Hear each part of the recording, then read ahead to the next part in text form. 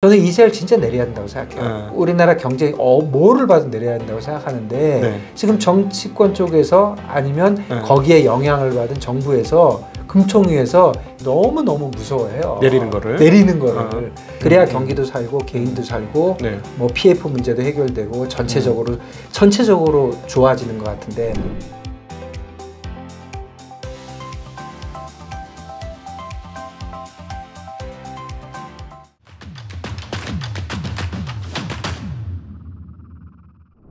안녕하십니까. 증시각도TV 시청자 여러분, 투자자 여러분, 반갑습니다. 여러분이 기다리시는 진짜 한국 최고의 트레이더고 쉽게 만나기 어려운 트레이더, 증시각도TV에 오시면 만나실 수 있습니다. 전 리먼브러더스 대표 김준성 대표님 오셨습니다. 대표님 어서 오십시오. 네, 안녕하세요. 네, 안녕하십니까. 네. 저희가 이제 설날 전에 만나 뵙고 이제 입춘이 지나고 봄이 오는 때 다시 만나 뵙게 됐는데, 처음에 작년도에 굉장히 인사이트 있게 엔화 약세의 흐름이 지속되지 않을 것이다 라고 말씀해 주셨고, 실제로 보니까 155엔 가던 게 이제 140엔까지 갔었어요.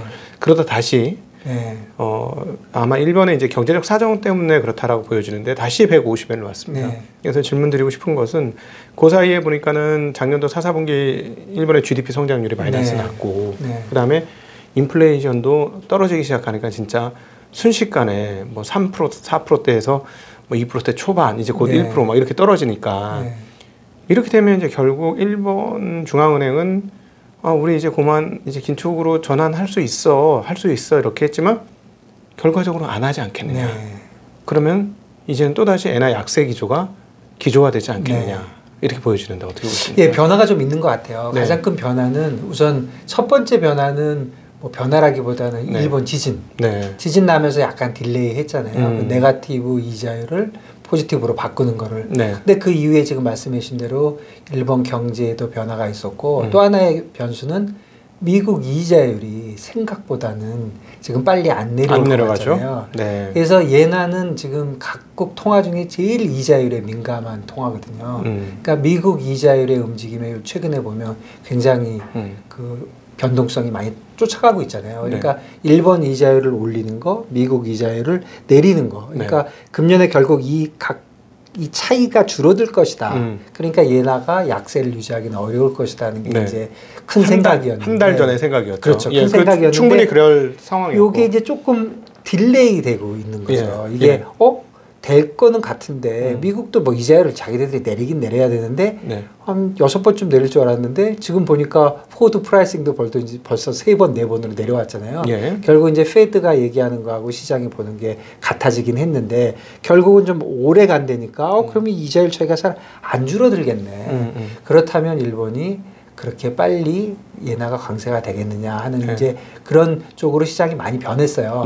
변하긴 했는데 저는 개인적으로는 좀 지연된 게 아닌가 그런 생각 갖고 있습니다. 그러니까 이게 전에보다 빨리 내려올 거라고 생각되지만 좀 진행이 좀 늦어지고 있을 뿐이지 결국 진행이 되지 않겠냐 그런 생각을 갖고 있고, 한 145에서 150까지 올라간 거는 이 지연되는 거에 대한 이제 반작용이 있었던 거고, 뭐 알 수 없는 거지만 여기서 150인데 야 140을 먼저 볼 것 같아, 160을 먼저 볼 것 같아 여쭤보시면 저는 아직도 140을 먼저 보지 않을까. 그래서 그냥 이거는 제 개인적인 의견이지만 전체적으로는 달러 엔이 좀 내려오는 쪽으로 예나가 강세 쪽으로 가는 거는 저는 맞는 것 같은데 조금 딜레이가 됐다, 지연이 됐다 그렇게 생각하고 있습니다. 우리 이제 트레이더 분들은 이런 상황들을 이제 바뀐 거잖아요, 상황이. 이럴 때 어떻게 생각을 머리 회전을 하실지가 정말 궁금해요.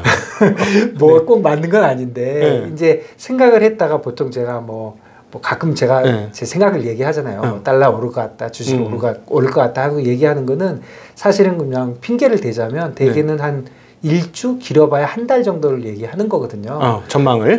그래서 한 달 정도에 맞으면 저는 엄청 해피해요. 그리고 이미 제가 트레이딩을 강하게 한다면 돈을 벌써 벌고 나온 거예요. 반대로 했으면 분명히 터졌을 거고. 그러니까 뭐 이코노미스트를 막 1년 6개월을 하는 건 아닌데 최근에 바뀐 거는 이제 옌 쪽에서 그런 상황이 벌어져서 저는 개인적으로 어떻게 하고 있었냐면 제가 옌 원을 봤잖아요. 사실 달러 옌도 내려갈 거는 같은데 옌 강세가 될 것 같은데 뭐 그쪽은 잘 모르겠으니까 조금 안정적인 게 옌원이다 오히려. 네네. 왜 그러냐면 옌 강세도 있지만 원화 약세 기조가 많이 있으니까. 그동안에 방어를 많이 했기 때문에 더 이상 여기서 쉽게 강세되기는 그렇죠. 어렵다. 내려갈 때 네. 많이 못 내려갈 것이다. 못 내려갈 것이다. 근데 그 생각은 맞았는데 네. 원인도 사실은 8.56에서 제가 좀 오를 것 같다고 생각한 건 네. 엄청 맞았는데 네, 네. 9.23까지 갔다 지금 다시 8.85, 네. 8.9 이렇게 가는 네, 거는 아까 예나가 올라가니까 어떤 일이 예 이게 항상 약세 강세가 헷갈려서 그러니까 달러인이 위로 올라가니까 원 달러도 그만큼 따라 올라가야 되거든요. 이게 원 달러가 더 많이 올라가야 이제 옌원에서는 이익이 되는 거잖아요.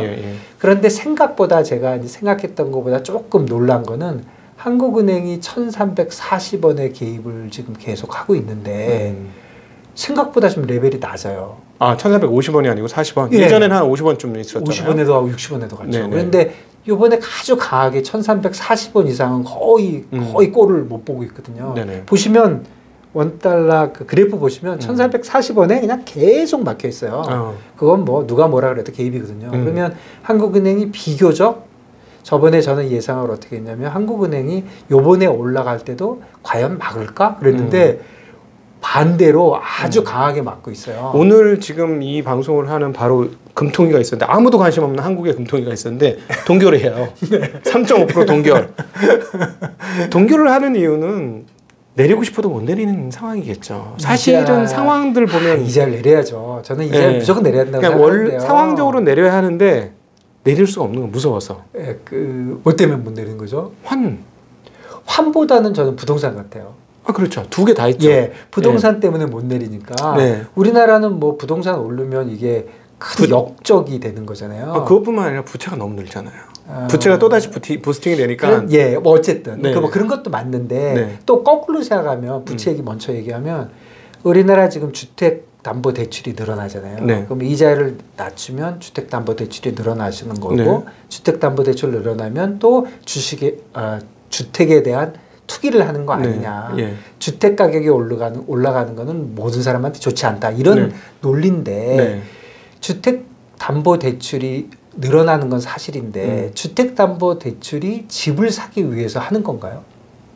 그거는 좀 네. 생각을 해봐야 돼요. 일부는 뭐 자영업자는 사업하기 위한 것이고, 그렇죠. 또 일부는 정말 집을 사기 위한 그렇죠. 것이고. 네. 근데 보통 때 같으면 보통 주택자금 대출이 늘어나면 집을 사기 위한 것이라고 봐야 되는데 지금 사실은 개인들이 굉장히 다 어렵잖아요. 네.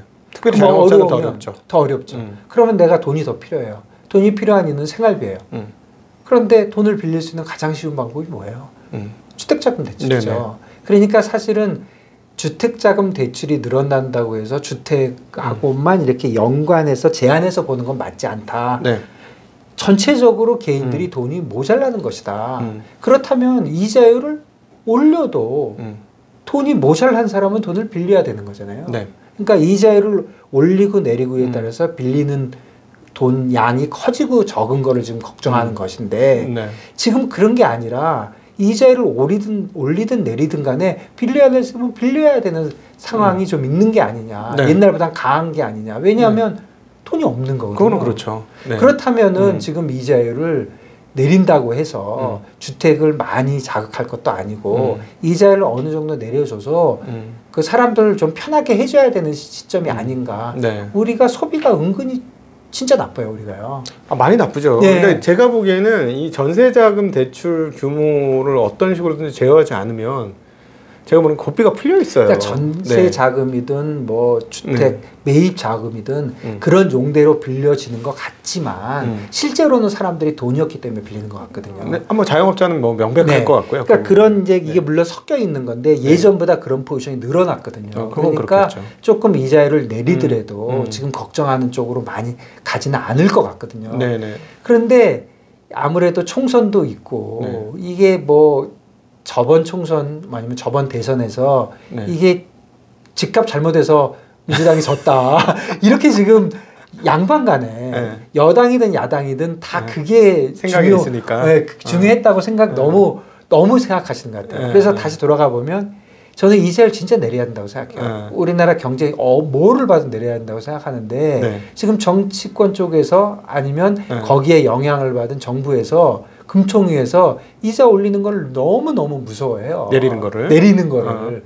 그러다 보니까 이자율을 내릴 수 없으면 그러면 어떻게 해야 되겠습니까? 아니, 근데 제가 환율이라도 막아야 되는 거죠. 네. 그런 쪽으로 가서 강하게 막은 것이 아닌가. 저는 왜 저렇게 강하게 막는지 사실 뭐 제가 포지션이 그쪽에 있대서 하는 말이 아니라 굉장히 놀랐어요. 왜 1340원에 전 난리지? 너무 강하게 막으니까. 이창용 총재가 네. 딴 건 몰라도 자기 임기 중에 부채 비율은 줄이고 그 기준점이 GDP 100% 이하예요. 너무 세게 얘기했어요. 그것 때문에. 그게 일종의 뭐랄까 그 당면 과제, 지상 과제가 돼 있는 상황인 것 같고 그게 상당히 공감대를 불러 일으키니까 그걸 계속 밀어붙일 수 있는 상황인 그런데 그것도 그냥 반대쪽 의견을 좀 생각해 보면 어느 나라든 경제 발전을 하고 그로스를 하려면 누군가는 돈을 빌려야 돼요. 미국은 기업이 빌리고요. 일본은 정부가 빌리고요. 한국은 개인이 빌리죠. 가게가 빌리는 거예요. 가게, 기업, 정부가 빌리는 건데 우리는 가게가 빌려요. 그러니까 우리는 정부 부채가 딴 데보다 낮죠. 그러니까 오히려 기업 부채도 딴 데보다 낮아요. 그러니까 가게가 높은 건 어떻게 보면 당연한 거예요. 당연한 거죠. 그리고 우리나라 경제 구조가 그런 식으로 이제까지 해왔는데 그러다 보니까 가게만 보면 전 세계 1등이죠. 그렇죠. 그렇다고 1등인 것만 자꾸 볼 게 아니라 이 세계를 전체적으로 봐서 나라가 레버리지를 얼마나 하고 있느냐도 봐야지 이렇게 하나만 이렇게 막 이렇게 집중해서 쳐다보면 이게 헷갈리는 수가 있는 거거든요. 이거는 토론할 거리가 굉장히 많은데 그러니까 이 총량 기준으로 부채를 외국하고 기업, 정부, 가계의 부채를 통합으로 봐야 된다는 거에 대해서 공감을 합니다. 근데 이제 저는 개인적으로 그렇게 따지면 정부가 부채를 많이 짓는 거는 뭐 경제 밸런스에 문제가 전혀 없다고 봐요. 경제가 무너지지 않는다. 왜냐하면 일본에서도 우리가 봐왔기 때문에. 근데 항상 문제를 일으키는 거는 가계 부채. 리먼 브라더스 사태도 그랬었습니다. 죄송합니다. 리먼 브라더스 전담이라. 실수를 했네 제가. 네네. 전 리먼 브라더스 한국 대표 우리 김진성 대표님과 하여튼 하고 있습니다. 그 결국은 가계 부채는 그 뭐랄까 그 어떤 안정감을 떨어뜨리니까 이거를 정부가 받아줘야 되는데 제가 보니까 지금 정부가 받을 생각이 없어요. 왜냐하면 균형 재정 자꾸 얘기하거든요.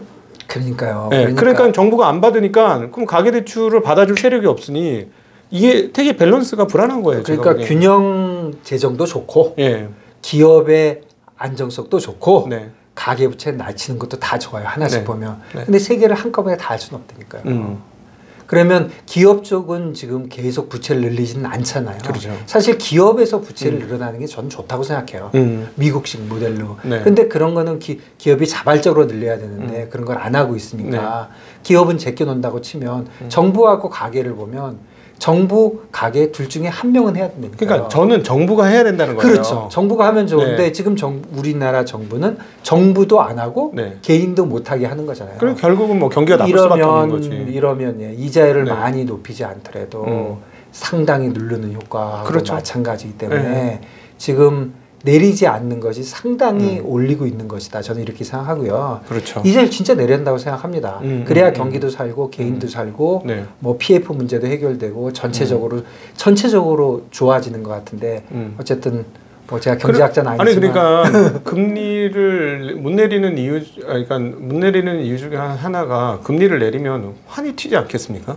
그렇죠. 그런 것도 있고 거꾸로 금리를 내리지 못하니까 환율을 막고 있는 거죠. 같은 얘기인데 금리를 내리면 환율이 너무 많이 올라갈 것 같으니까 환율을 잡아놔야 그래도 금리를 내릴 수 있으니까 어느 쪽으로 봐도 금리를 내리면서 하는 게 아니라 금리를 못 내리는 거면 환을 잡아놓는 게 맞기는 하죠. 그러니까 금리를 못 내리기 때문에 외환시장에서 강하게 좀 낮은 레벨에서 개입이 나왔다. 저는 그런 식으로 판단하고 있습니다. 정리해보니까 이제 저는 이제 김 대표님 말씀드리니까 머릿속에 정리가 되는 게 그거네. 부동산이 역시 제일 큰 문제가 맞긴 맞네. 이런 생각이 듭니다. 왜냐하면 사실은 일본이 저렇게 하고 있는데 일본 엔화의 약세가 미친 듯하고 885원이면 역대급 약세잖아요. 원화하고 비교해보면. 그러면은 수출 경쟁력이나 이런 것들을 따져보면 우리나라도 한 1,450원 가서 원엔 환율 뭐 950원 해도 사실 과거 역사 평균으로 보면은 아무 문제 없는 거죠. 네, 그러니까 사실은 기업들의 뭐 수출 경쟁력은 조금 더 개선이 될 가능성은 있고, 근데 그렇게 못하는 이유는 그렇게 해서 금리를 내려버리면 또 다시 지금 저게 있는 것 같아요. 이 거래자들의 생각이, 주택 거래자들의 생각이 기회만 오면 난 땡긴다. 그거보다도 저는 좀 어떻게 생각하고 있냐면, 정부가 집값이 진짜 아파트 값이 1%만 오르면 총선에서 지지율이 한 뭐 몇 %씩 떨어진다. 이렇게 판단하고 있는 것 같아요. 근데 그건 옳지 않다고 생각해요. 그건 옳지 않다고 생각하고 지금 어쨌든 부동산 문제가 전체 경기를 붙잡아서는 저는 안 된다고 생각하는데 이거는 뭐 다르게 얘기하는 사람들 많고 또 집값 오르는 게 사실 여러 가지로 좋지는 않지만 그래도 경기까지 다 포기해 가면서 이렇게까지 할 건 아니다. 그런데 뭐 어떻게 해야 된다는 저는 잘 모르겠고요. 그냥 판단만 해보면 이번에 한국은행이 그렇게 강하게 판단하는 거는 이자율하고 관계가 있고 이 스탠스는 앞으로 한두 달은 바뀌지 않을 것 같고 그래서 저는 기존에 원옌, 그러니까 옌, 롱, 원, 숏을 갔던 거를 최근에 그냥 원화 쪽은 잘라버렸어요. 왜 그러냐면 이게 둘 다 내려간다 그러면 원옌이 자연스럽게 올라갈 것 같은데 이게 위로 올라가면 얘는 올라가는데 얘는 덜컹덜컹 하니까 그럼 원옌이 더 내려오게 되거든요. 그래서 차라리 확률이 반반인 달러 옌의 트레이딩을 하고 있는 게 낫지. 이거는 확률이 한쪽이 더 손해가 되기 때문에 그래서 원달러는 잘라버리고 지금 저는 개인적으로 달러 옌만 숏을 가고 있거든요. 달러 옌 숏 가는 것도 사실 말씀해 주신 대로 일본이 제 생각처럼 딜레이가 되는 것이 아니라 조금 더 가도 되는 거 아니야? 지금 일본이 그동안 계속 누려온 이런 옌 약세에 의한 모든 것을 조금 더 해도 되지 않을까? 이런 생각을 가질 수도 있는데 그거는 좀 테스트해 봐야 된다는 거죠. 예전에도 152, 155까지는 일본이 거의 못 견뎠거든요. 그러니까 저는 이제 개인적으로 한번 생각하고 있는 거는 달러 옌을 저도 롱 갖고 싶은 생각이 좀 있긴 해요. 이게 뭐 모든 상황이 펀더멘털이 이런데 이전에 불과 몇 달 전에 골드만삭스도 165 간다 그랬잖아요. 그렇다면 그쪽으로 가야 되는 거 아닌가 하는 생각은 하는데 뭐를 저는 아까 트레이더 관점에서 자꾸 물으셨으니까 저는 뭐 이코노미스트도 아니고 대한민국 경제를 책임지는 사람도 아니잖아요. 저는 그냥 트레이딩에서 내 돈만 벌면 되는 거예요.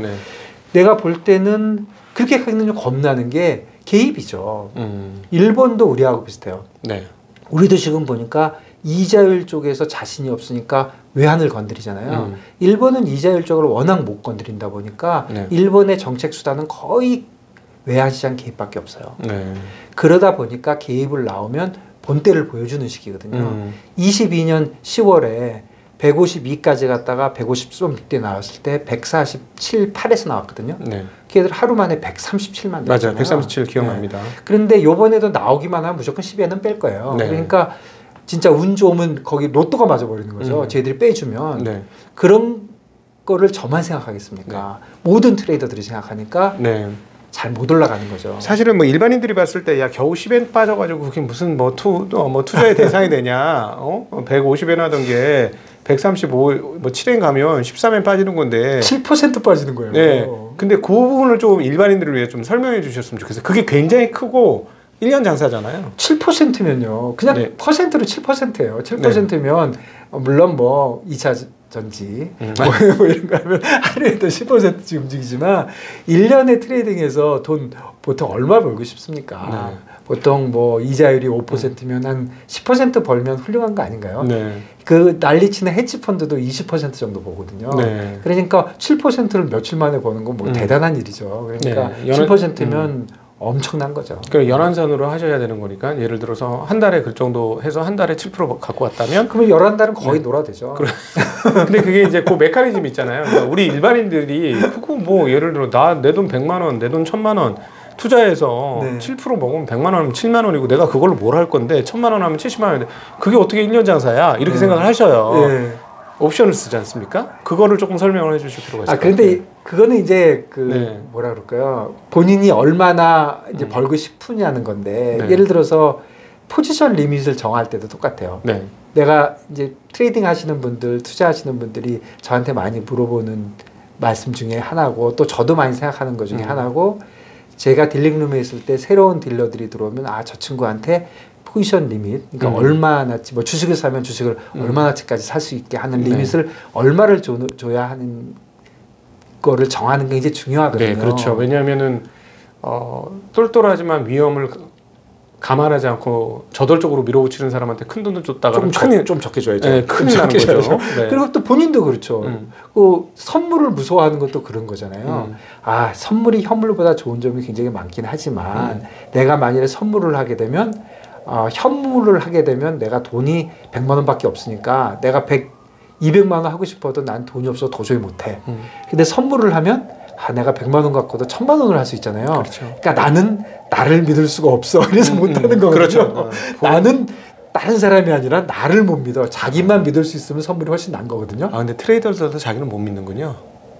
저도 못 믿죠. 네, 못 믿어요. 최소한 준 거 갖고 자기를 다 하니까 예를 들어서 제가 리밋을 100을 받으면 100은 맥시마이즈 하니까 그러니까 제 윗사람이 나를 100으로 막아줘야죠. 나를 1000을 주면 이제 너 죽고 나 죽는 거지. 그러니까 이런 거 정하는 건 엄청 중요한 일인데 이런 거 정할 때 시작하던 첫 번째가 있어요. 뭐 하나가 있어야 쭉 정해지잖아요. 그게 뭐라고 생각하십니까? 우리가 감내할 수 있는 위험을 규정하는 거? 그러니까 제가 객관식으로 해볼게요. 감내할 수 있는 뭐 그거 나의 돈의 재산 상태 뭐 그 사람의 성향 아까처럼 무식하게 하는 사람하고 살살하는 사람 뭐 이런 게 쭉 있는데 답을 말씀드리면요 버젯입니다. 무슨 말이냐면 내가 얼마나 벌고 싶으냐요. 내가 물론 내가 얼마나 벌고 싶냐는 내 돈에 딸려 있겠지만 그렇죠. 내가 예를 들어서 1년에 주식 트레이딩을 해서 1000만 원을 벌고 싶어요. 그러면 그 다음부터는 산수예요. 쭉 계산할 수가 있어요. 내가 금년에 1억 원을 벌고 싶어요. 그러면 산수가 쭉 있어요. 그런데 그거는 정해줄 수가 없는 거예요. 아니 근데 1억을 벌고 싶다고 해도 이거 일반인들이 많이 보시는 거니까 나 1000만 원 갖고 근데 1억 벌고 싶어. 이거는 말이 안 되는 거죠. 그러니까 뭘 해야 되냐면 우선 1억을 벌고 싶을 때 항상 생각하는 게 1년에 내가 1억을 번다고 생각하면 1억을 손해볼 가능성이 그만큼 있는 거죠. 그렇죠. 내가 1억을 금년에 투자를 해서 벌겠다. 그러면 내가 1억을 터질 가능성이 한 절반쯤 있구나. 그러면 내가 1억 터지면 나는 내 인생이 끝나는 거다 하면 안 되잖아요. 그렇죠. 그러니까 그걸 판단을 해야 되는 거죠. 내가 1000만 원 정도는 터져도 내가 인생이 끝나진 않아. 그러면 나의 목표를 1000만 원 정도 하고 물론 비율이 1대1은 아니지만 나는 2000만 원까지는 버텨볼 수 있는데 이상은 안 돼. 그런데 그런 사람이 나는 2억 원을 벌어야 되겠어.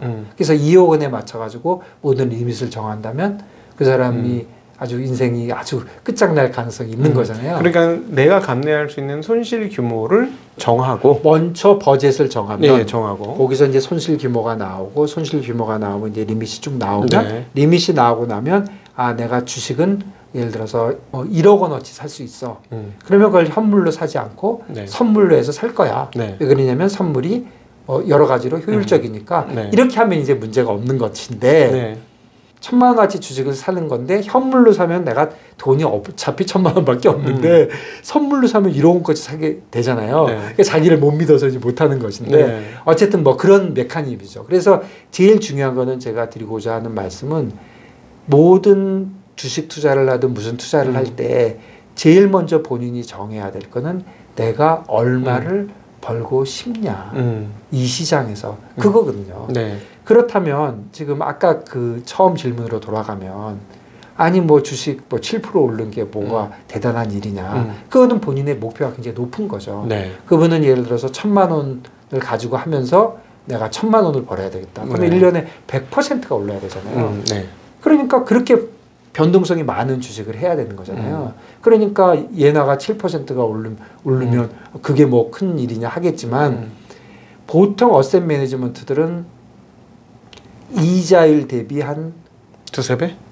두세 배까지 안 하죠. 요즘 이자율이 5%면 보통 어셋 매니지먼트는 글쎄요 10%면 해피하지 않나요? 2배? 2배 정도? 이자율이 2%일 때는 한 5%? 그 정도를 보통 롱텀으로 하는 데들은 그 정도 하는 것이고 그 무식하다는 헤지펀드도 20%는 넘지 않아요. 네. 예, 보통 헤지펀드의 보통 타겟이 20%고 네. 그리고 IB도 대개 20%입니다. 네. IB가? IB가 예, ROE 20%니까 네. 뭐 물론 트레이딩은 조금 더 벌어야 될지 모르겠지만 ROE가 20% 정도거든요. 자기 원금 대비 자본 대비 20%가 네. 타겟이고 사실 20%를 장기적으로 하긴 상당히 어렵죠. 힘들죠. 상당히 어렵죠. 그렇기 때문에 사실 7%면 엄청난 거죠. 제가 달러엔 운 좋게 들고 있었다가 네. BOJ가 개입해가지고 7% 빠지면 네. 거의 1년 동안 거의 아무것도 안 해도 그 해는 뭐 충분히 칭찬받을 수 있다 이렇게 네. 생각하겠죠. 네네네. 근데 이제 많은 사람들이 자산의 일부만을 투자하다가 그렇게 재미를 보고 나면 마음이 움직여요. 아 이거 되는 거다 이러면서 야 이거 내가 1,000만 원이 아니고 내 돈 갖고 있었던 거 1억으로 했으면은 700만 원이면 쏠쏠하고 아씨 여기저기 땡겨와서 한 5억으로 했으면은 3,500만 원이면 어유 내 1년 내 개인 용돈 나오네 이렇게 되니까 이게 참. 그래서 저는 이제 변동성이 많은 거에 투자를 하지 마라라는 뜻은 절대 아닌데요. 네. 저도 변동성 많은 거 좋아해요. 네. 안 움직이는 것보다 움직이는 게 산뜻하고 좋죠. 그런데 네. 뭘 생각해야 되냐면 사실은 같은 거예요. 이쪽 거는 예를 들어서 하루에 1%밖에 안 움직이고 이거는 하루에 5%를 움직여요. 그러면 이쪽 거를 할 거면 이쪽 거에 5분의 1만 투자하는 게 합리적이겠죠. 네, 네. 그러니까 어느 쪽에 투자해도 마찬가지예요. 그런데 오른쪽 거 조금밖에 안 움직이고 금액이 많이 원금이 많이 있어야만 거래를 할 수 있는 것들. 뭐 대표적인 게 외환 같은 거죠. 네. 외환은 아무래도 주식보다 덜 움직이니까. 네. 그러면 그런 경우에 이제 선물 같은 걸 이용하면 또 레버리지를 해주니까. 그렇죠. 그러니까 효율적으로 한다 그러면 변동성이 하루에 1% 정도 평균 움직이는 것과 하루에 5% 움직이는 걸 하면 이쪽 거를 5분의 1만 해야 되거든요. 그렇죠. 그러니까 그런 판단을 제대로 그렇죠. 이제 하면 되는 것이고 네. 이 판단을 제대로 하는 게 되게 지금 말씀하신 대로 네. 중요해요. 네. 나는 선물은 무서우니까 현물만 하는데 이쪽으로 하니까 1%밖에 안 움직여. 지겨워서 못 하겠어. 그러니까 일로 가는 거거든요. 근데 그런 마음으로 가면 안 되고 조지는 거지. 죄송합니다. 네. 그렇게 가면 안 되고 내가 이쪽 시장보단 이쪽 시장을 내가 더 잘 보는 것 같아. 그러니까 난 이쪽으로 갈 거야. 이렇게 해서 가야지. 네. 그냥 얘가 단순히 많이 움직인다고 하면 제가 거꾸로 얘기하면 얘가 단순히 많이 움직여서 이쪽이 좋으시다면 네. 이쪽에 5배 레버리지를 해서 들어가시면 되거든요. 네. 5배 레버리지는 너무너무 쉬워요. 금융시장에서 15배까지는 쉽거든요. 네. 그러니까 이쪽 가서 하면 되는 것이지. 그래서 변동성이 좋으신 분들은 그 변동성 때문에 뭐 자기가 잘 모르는 뭐 비트코인이라든가 네. 뭐 비트코인을 잘 알면 그거 하시면 되지만 나는 뭐 조그만 스몰캡이 더 좋다. 이유는 변동성이 크기 때문이야. 이렇게 얘기하는 거는 좀 이상하다는 거죠. 네, 그렇죠. 나는 스몰캡을 잘 분석을 하기 때문에 네. 난 스몰캡을 하겠어. 네. 아무런 문제가 없죠. 예. 그런데 스몰캡을 하는 이유가 많이 움직이기 때문이야. 네. 이거는 앞뒤가 안 맞는 거죠. 네. 난 2차 전지 주식이 좋아.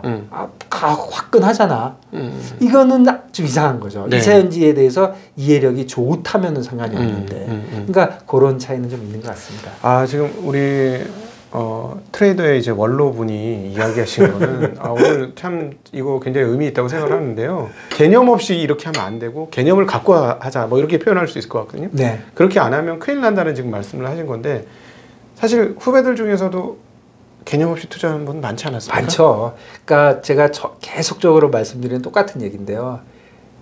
그 IB처럼 트레이딩하기. 그러니까 IB에 저도 있었으니까 IB 트레이더처럼 트레이딩하면 좋지 않겠습니까? 인간들이 돈을 잘 버니까. 네. 뭐 저도 옛날에 잘 벌었으니까 나와서도 옛날에 나처럼만 거래하면 되잖아요. 그러면 예전에는 갖고 있었는데 지금은 갖고 없는 것이 뭔가 보면 별 차이는 없어요. 네. 아주 예전에는 한 20, 30년 전에는 IB 트레이더들이 무슨 진득한 정보가 솔직히 좀 있었어요. 예를 들어서 뭐 리서치 페이퍼 같은 것도 좀 있고 손님에 관련된 정보도 좀 있고 뭐 좀 있었는데 요즘 많이 없어졌어요. 인터넷이 워낙 좋잖아요. 그 다음에 또 이렇게 훌륭하신 유튜브들이 계시잖아요. 그러니까 정보가 거의 공유되고 있기 때문에 뭐 특별히 난 게 없어요. 근데 제가 생각해봐도 야 내가 IB 트레이더들 때 갖고 있었던 정보에 비해서 내가 정보가 부족한 게 있나? 하면 어떤 부분은 부족하고 어떤 부분은 부족하지가 않아요. 예를 들어서 달러엔 부족할 거 하나도 없어요. 지나가나 모르는 거 마찬가지거든요. 네네네. 다시 똑같이 뜨거든요. 그런데 2차 전지 뭐 어떤 특정 종목의 진득한 정보 잘 모르죠. 네. 그러니까 정보를 일단 보면 IB에 있을 때와 지금 있을 때 정보의 차이가 거의 없거든요. 네. 그러면 IB처럼 똑같이만 하면 지금도 똑같이 돈을 벌어야 돼요. 생각해 보세요. 금리 한 해에 돈을 벌고 터지고가 저는 반반이라고 보거든요. 네. 반반이면 10년 동안 돈을 벌려면 확률이 얼마입니까? 2분의 1 곱하기 2분의 1 곱하기 네. 10번 해야 돼요. 그러면 2의 10승분의 1이에요. 네. 2의 10승은 1024예요. 1024의 1이면 0.1%가 안 돼요. 1000명 중에 한 명이 안 되거든요. 네. 그런데 IB 트레이더 중에 10년 동안 돈 버는 애들 많아요. 네. 그러니까 그렇게만 트레이딩하면 나도 벌 것 같은데 그래서 제가 냉정하게 가슴에 손을 얹고 그러면 뭐지? 걔네들이 뭐를 잘하지 할 때 제가 그냥 정립하는 두 가지인데 하나는 상품에 대한 이해, 두 번째가 절제. 절제. 그러니까 리밋을 자기가 리저너블하게 정하고 거기에 따라 하는 거. 갑자기 돈 좀 벌었다고 갑자기 2배로 하고 그 얘기 아세요? 돈이 누가 1억이 있었어요.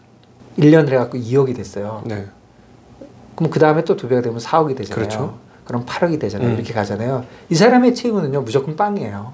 뭐가 빵이? 무조건 제로 되는 거예요. 다시. 향후에? 예, 향후에. 그게 확률적으로 불가능하잖아요. 그렇죠. 그러면 예를 들어서 1억을 했는데 내가 운 좋게 1억을 벌었어요. 2억이 됐어요. 그럼 1억은 빼놓고 다시 1억 갖고 하는 거예요.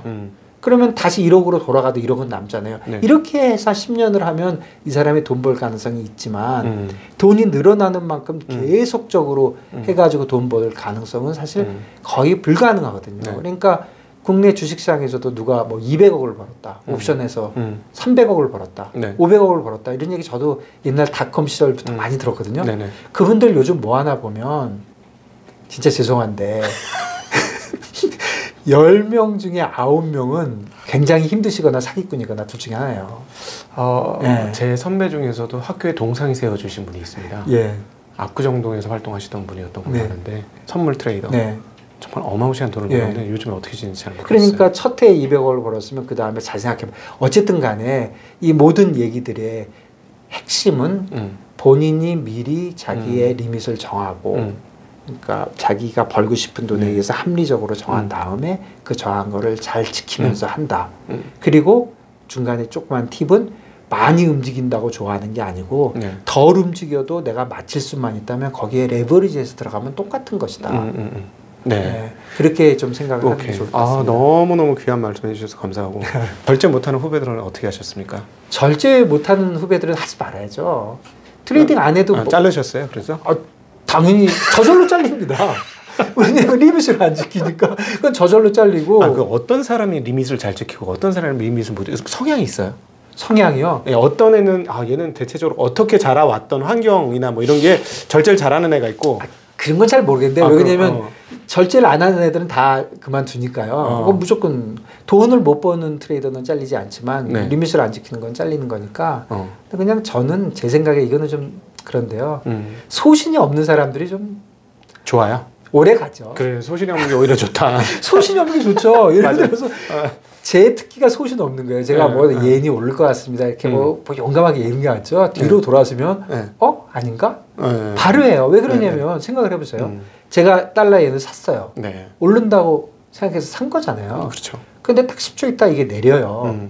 그럼 제가 뭔가 잘못 생각한 거잖아요. 다시 생각을 해봐야죠. 네. 다시 생각을 해봐야지 뭐 그냥 우기면 우기는 자는 그냥 망하는 거죠. 예, 망하는 거죠. 예, 망하는 거죠. 그러니까 자꾸 시장이 변하면 변화에 맞게 가는 것인데 시장이 그렇다고 매일매일 변하는 건 아니고 그래서 저는 매크로 하는 게 조금 낫다고 생각해요.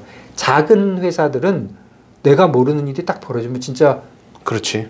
내가 알아도 그걸로 끝이지만 매크로 쪽은 뭐 일본이 하루아침에 완전히 나쁜 일이 벌어졌다고 아주 일본이 나라가 없어져 있지는 않잖아요. 그렇죠. 그러니까 좀 돌아올 수도 있잖아요. 그러니까 조금 찬스가 있어요. 그래서 그런 거 뭐 제가 말이 왔다 갔다. 아닙니다. 지금 소신이 있으신 분들은 이 얘기를 꼭 귀담아 들으셨으면 좋겠습니다. 자, 이게 이제 저의 표현으로는 똑똑한 남자들은 투자하지 마라 하는 걸로 이게 환원이 되거든요. 저한테 오면 이 얘기가. 그래서 그게 똑같은 얘기예요. 그게 사실은 금융 투자를 하지 않더라도 평생 살 수 있어요. 그런데 너무 소신이 좋으신 분들은 조금 자제하시는 게 좋고 그다음에 거꾸로 얘기하면 얼마든지 소신 없게 해도 아까 얘기한 대로 상품에 대한 이해를 하고 절제를 하면 금융상품, 금융시장에서 얼마든지 돈을 벌 수 있어요. 한 가지 쪽을 끝까지 우겨서 나는 뭐 달러가 올라야 된다. 뭐는 어떻게 돼야 된다. 이렇게 얘기하시는 분들 있잖아요. 그거는 이코노미스트나 그 정치가들이나 정부에서 하는 말이지. 그렇지, 당위를 얘기하는 거예요. 우리 같은 투자가들이 뭐예요? 우리가 항상 할 거는 어떻게 될 것 같다. 두 번째, 그렇게 안 된대. 뭔가 잘못 생각했네. 이렇게 하면 되는 것 같습니다. 네, 맞습니다. 이 하여튼 그 말씀하셨던 것 중에 돈을 못 버는 사람은 자르지 않지만 리밋을 안 지키는 사람은 알아서 잘린다. 이 얘기가 굉장히 오늘 중요한 얘기 아니었나. 이 투자의 세계에서는 정말 중요한 얘기. 그러니까 돈을 못 버는 건 상관없지만 욕심을 부리는 건 정말 버려야 될 태도거든요. 왜 그러냐면 벌 수 있거든요. 그러니까요. 벌 수 있는데, 그러니까 그 얘기 해볼까요? 뭐 리딩방 같은 거 얘기하잖아요. 진짜 짜증나잖아요. 그러니까 그게 그런 거잖아요. 내가 돈 잘 못 벌 것 같으니까 남의 말 듣는 건데 그렇지 않아요. 돈 버실 수 있습니다. 장기적으로 돈 벌 수 있습니다. 그럼요. 그러기 위해서는 생존이 우선이다. 생존을 해야 내일 있다. 그러니까 오늘 산산이 불태우시면 안 된다라는 말씀 전해드리겠습니다.